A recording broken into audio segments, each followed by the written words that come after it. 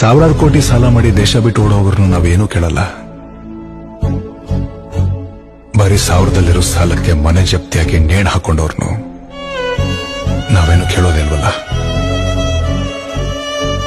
ಕರಿಬೇವು ಕೊತ್ತಂಬರಿಗೆ 2 ರೂಪಾಯಿ 3 ರೂಪಾಯಿಗೂ ಚೌಕಸಿ ನಡೆಯುತ್ತೆ.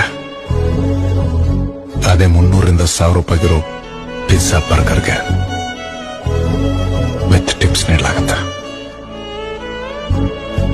ನಾವು ನೀವೆಲ್ಲ ಒಂದು ಹೊತ್ತಿನ ಊಟ ಮಾಡಿ ಮುಗಿಸುವಂತ ಸಮಯಕ್ಕೆ ನಮ್ಮ ದೇಶದಲ್ಲಿ 5 ಜನ ಅನ್ನದಾತರು ಇನ್ನೆಲ್ಲ ಒಂಬತ್ತಾಗ್ತಾರೆ. ಹಾಗಾದ್ರೆ ಒಂದಿನಕ್ಕೆ, ತಿಂಗಳಿಗೆ, ಒಂದು ವರ್ಷಕ್ಕೆ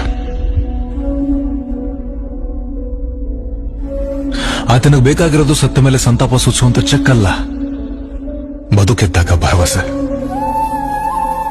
ಬದುಕುವ ಭರವಸೆ.